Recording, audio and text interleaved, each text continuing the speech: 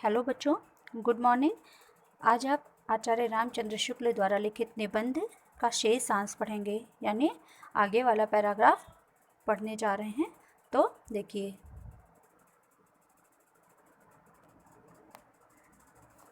हाँ बच्चों, तो आपने यहाँ तक पढ़ा था कि सात्विकता की उमंगें उठती हैं। इसके आगे देखिए, उनके लिए फूल पत्तियों में कोई सौंदर्य नहीं, झरनों के कल कल में कोई मधुर संगीत नहीं, अनंत सागर तरंगों में गंभीर रहस्यों का आभास नहीं, उनके भाग्य में सच्चे प्रयत्न और पुरुषार्थ का आनंद नहीं, उनके भाग्य में सच्ची प्रीति का सुख और कोमल हृदय की शांति नहीं, जिनकी आत्मा अपने इंद्रिय विषयों में ही लिप्त रहती है।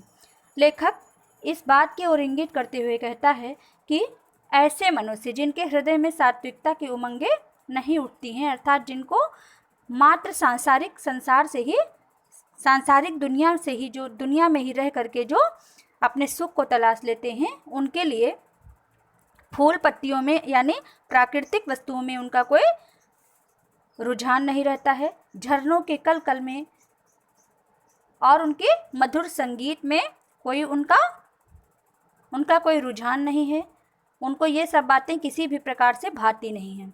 अनंत सागर तरंगों में गंभीर रहस्यों का आभास नहीं, और अनंत सागर रूपी तरंगों में भी, मतलब ऐसे दुनिया में आ करके भी, ऐसी वस्तुओं को, ऐसी चीज़ों को महसूस करके भी उनके हृदय में कोई गंभीर रहस्य उत्पन्न नहीं होते। गंभीर रहस्यों का आभास ही उनके हृदय में नहीं हो पाता। उनके भाग्य में सच्चे प्रयत्न और पुरुषार्थ का आनंद नहीं, और सच्चे प्रयत्न, जब वो सच्चा प्रयत्न करेंगे ही नहीं तो भाई कर्म से ही भाग्य परिवर्तित होते हैं मनुष्य के। जब वो कर्म ही नहीं करेंगे तो उनका भाग्य कैसे परिवर्तित होगा। और जो कर्म नहीं करेगा, पुरुषार्थ नहीं करेगा, तो उसको किसी भी प्रकार की कोई आनंदानुभूति नहीं हो सकती। उनके भाग्य में सच्ची प्रीति का सुख और कोमल हृदय की शांति नहीं, और ऐसे मनुष्यों के भाग्य में सच्ची प्रीति यानी कि सच्चे प्रेम का सुख और कोमल हृदय की शांति नहीं होती है। जो कर्म नहीं करता है वो वास्तव में निष्क्रिय होकर के ही बैठा रहता है, उसके पास फिर कोई युक्ति बचती नहीं है। जिनकी आत्मा अपने इंद्रिय विषयों में ही लिप्त है, जिनका हृदय नीचासियों और कुत्सित विचारों से कलुषित है, ऐसे नाशोन्मुख प्राणियों को दिन दिन अंधकार में पतित होते देखकर कौन ऐसा होगा जो तरस नहीं खाएगा। उसे ऐसे प्राणियों का साथ नहीं करना चाहिए। अब लेखक फिर क्या कह रहा है कि लेखक प्रस्तुत पंक्तियों में क्या कह रहा है, जीवन के एक सत्य को उभारने का प्रयास कर रहा है और कहता है कि ऐसे व्यक्ति को कभी मित्र नहीं बनाना चाहिए जिनकी आत्मा सांसारिक और शारीरिक विषय भोगों तथा बुरे विचारों में लिप्त है, क्योंकि ऐसे लोगों की आत्मा अत्यंत नीच कर्मों और घृणित विचारों से सदैव कलुषित रहती है। निश्चित रूप से ऐसा व्यक्ति विनाश की तरफ ही अग्रसर होता रहता है। पतन के अंधकार में प्रतिदिन गिरते हुए देखकर ऐसे व्यक्ति पर भला किसको तरस नहीं आएगा। यह सोचने का विषय है कि ऐसे पतित व्यक्ति के साथ कौन रहना चाहेगा। निश्चित रूप से कोई भी ऐसे व्यक्ति के साथ रहना पसंद नहीं करेगा।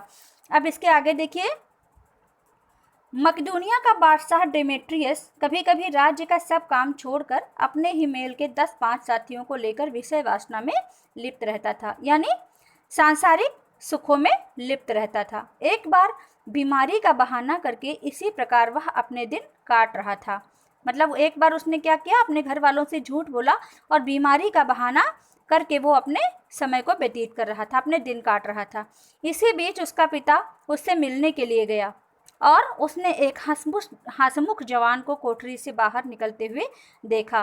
क्योंकि उसको तो पता नहीं था कि उसके पिता यहाँ पर देखने चले आएंगे, तो जब उनके पिता वहाँ पर पहुँचे तो उन्होंने देखा कि एक हंसमुख जवान कोठरी से बाहर निकला है। वो और कोई नहीं था, बादशाह डेमेट्रियस ही था। जब पिता कोठरी के भीतर पहुँचा तब डेमेट्रियस ने कहा, जोर ने मुझे अभी छोड़ा नहीं है, जोर ने मुझे अभी छोड़ा नहीं, यानी फिर उसने बहाना कर दिया कि अभी भी जोर ने मुझे छोड़ा नहीं है। पिता ने कहा, हाँ ठीक है, वह दरवाजे पर मुझे मिला था। देखिए, कटाक्ष बोला है पिता ने अपने पुत्र के लिए। क्या कहा कि हाँ बिल्कुल ठीक कहा, क्योंकि जोर तुम्हें कैसे छोड़ सकता है, वो तो मुझे दरवाजे पर ही मिला था, क्योंकि दरवाजे पर उसका जो है उसके चेहरे पर जो मुस्कान थी उसको देखकर वह समझ गया था कि यह वास्तव में बीमार है या बीमारी का बहाना कर रहा है। इसलिए उसने कहा कि हाँ ठीक कह रहे हो, वह कौन? ज्वर दरवाजे पर ही मुझे मिल गया था। अब देखिए बच्चों, ये जो पैराग्राफ है कुसंग का ज्वर बहुत ही महत्वपूर्ण है बोर्ड परीक्षा के दृष्टिकोण से, क्योंकि ये लगभग सभी परीक्षाओं में आज तक पूछा गया है। आप अनसॉल्व पेपर उठा के देखेंगे तो आप जानेंगे। देखिए, कुसंग का ज्वर सबसे भयानक होता है। यह केवल नीति और सद्वृत्ति का ही नाश नहीं करता बल्कि बुद्धि का भी क्षय करता है।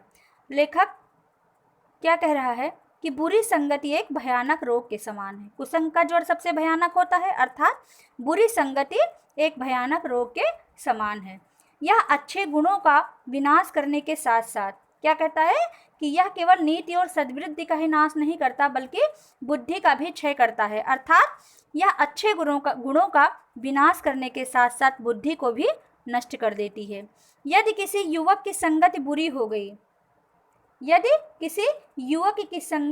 हो गई तो वह उसके पैरों में बंधी चक्की के समान होगी। लेखक इस ओर इंगित करते हुए कहता है कि यदि व्यक्ति किसी युवक की बुरी संगति में पड़ गया है तो वह पत्थर की चक्की के भांति उसके पैरों में बन जाती है। क्या बन जाती है? बुरी संगति में यदि मनुष्य पड़ गया है तो वह पत्थर की चक्की के भांति उसके पैरों में बंधी रहती है, उसको जकड़े रहती है और वह पूर्ण रूप से गतिहीन हो जाता है। कैसा हो जाता है? पूर्ण रूप से गतिहीन हो जाता है, जो उसे दिन दिन अवनति के गड्ढे में गिराती जाएगी, यानी उसको पूर्ण रूप से गतिहीन कर देगी, उसे आगे बढ़ने ही नहीं देगी, उसे उन्नति के मार्ग पर अग्रसर होने ही नहीं देगी। और यदि अच्छी होगी तो सहारा देने वाली बाह के समान होगी जो उसे निरंतर उन्नति की ओर उठाती जाएगी। और फिर दूसरी ओर लेखक क्या कहना चाहता है कि किंतु यदि अच्छी संगति मिल जाए और इसके विपरीत यदि मनुष्य को अच्छी संगति मिल जाए तो बुरी संगति में पड़ा व्यक्ति भी किसके गर्त से निकल के, कुसंगति के गर्त से निकल करके सारी बुराइयों से मुक्त होकर के प्रगति के पथ पर अग्रसर होने के लिए चल पड़ता है। यह है कुसंगति का प्रभाव। और यदि उसकी संगति अच्छी हो जाए तो वह जो है बुराई के गर्त से निकल करके उन्नति के मार्ग की ओर अग्रसर हो जाता है। बच्चों, बहुत ही महत्वपूर्ण लाइनें हैं ये, इनको आप बार बार अच्छे से पढ़िएगा। फिर देखिए, इंग्लैंड के एक विद्वान को युवावस्था में राज दरबार में जगह नहीं मिली। ध्यान दीजिएगा, इस पर जिंदगी भर वह अपने भाग्य को सराहता रहा मतलब कोसता नहीं है, वो जो है इस बात की सराहना करता है कि उसको युवावस्था में राज दरबार में कोई स्थान नहीं मिला।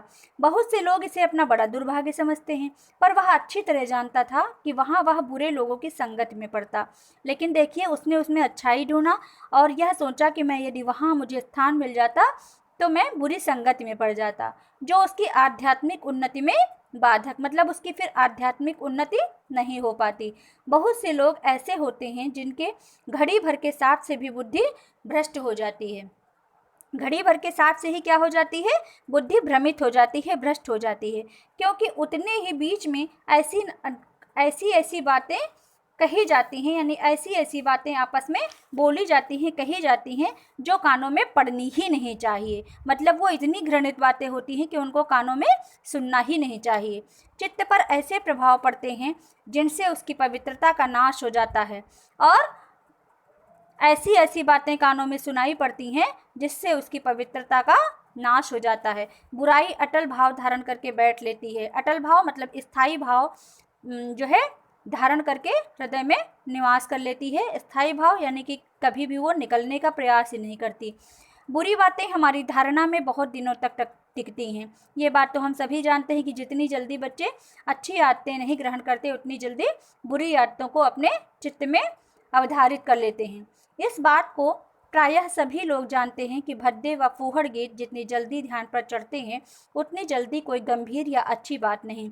और ये बहुत ही जीवंत बात लेखक ने लिखा है, और शायद हम लोगों में भी ये बात चरितार्थ होती है कि बच्चे देखिए टीवी में कोई गीत सुनते हैं तो उसको 24 घंटे अपने मुंह पर रखते हैं, वही बात, वही गाना, हर समय वही, खाते पीते उठते बैठते सोते जागते हर समय वो गाना गाया करते हैं, जबकि रामायण की चौपाइयाँ और श्रीमद् भगवत गीता का पाठ या एक श्लोक किसी बच्चे से कह दीजिए तो वो सुनाने में सक्षम नहीं होगा। जबकि ये भी बातें हमारे जीवन के यथार्थ से जुड़ी हुई हैं, लेकिन इन बातों पर हम गंभीरता से कभी विचार नहीं करते हैं।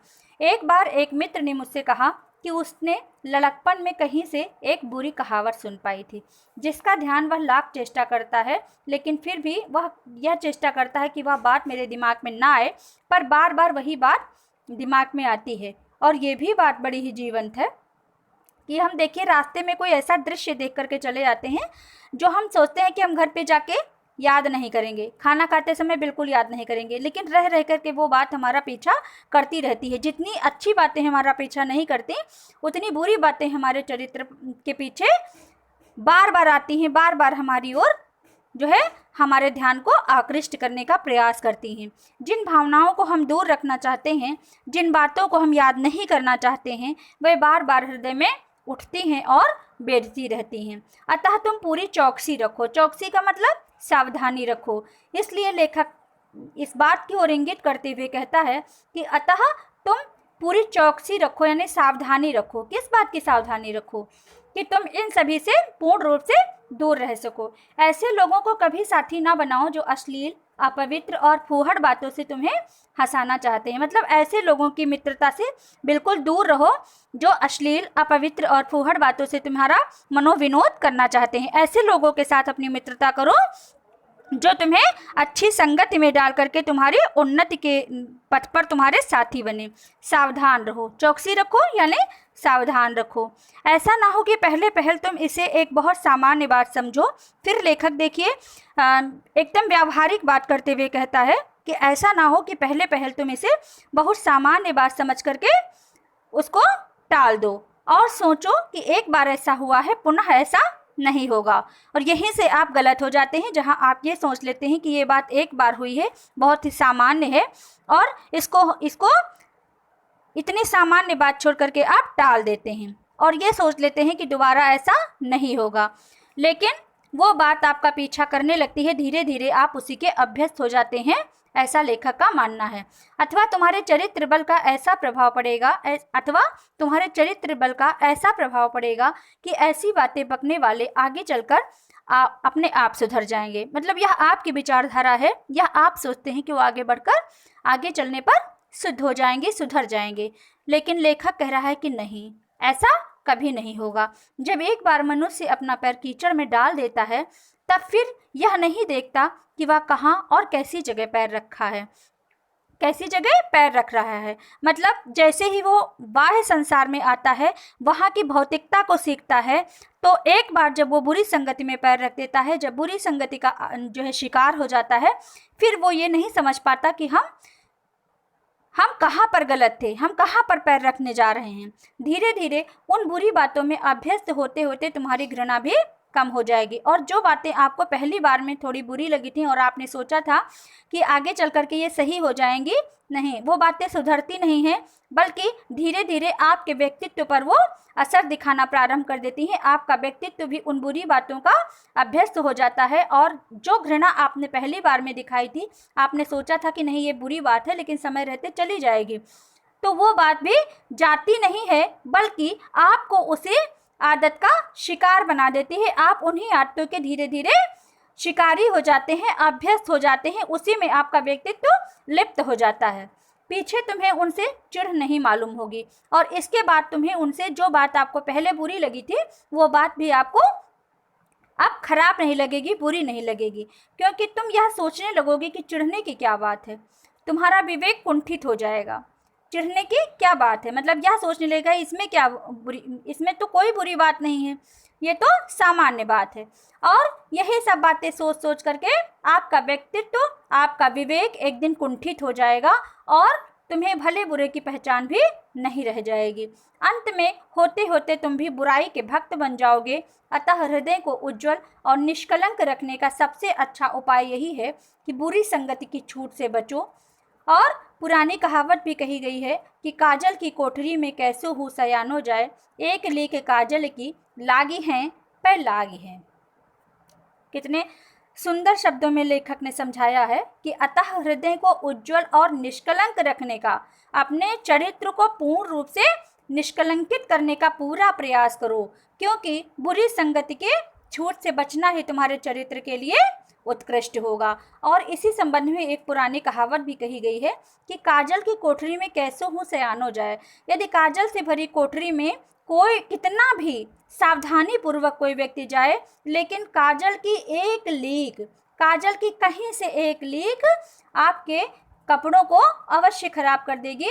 तो ठीक उसी प्रकार से मनुष्य जब बुरी संगति का आदी हो जाता है, तो वह बुरी संगति कहीं न कहीं से उसके व्यक्तित्व को अधिक ही प्रभावित करती है, इसमें कोई संशय नहीं है। इसलिए लेखक ने बार बार कितनी व्यावहारिक बातों के माध्यम से आपको समझाने का प्रयास किया है कि आपको हर प्रकार से बुरी संगति से ऐसे मित्र को नहीं बनाना चाहिए, ऐसी बुरी संगति वाले व्यक्ति के साथ नहीं रहना चाहिए जो आपके प्रगति के मार्ग में क्या उत्पन्न करेगा, व्यवधान उत्पन्न करेगा।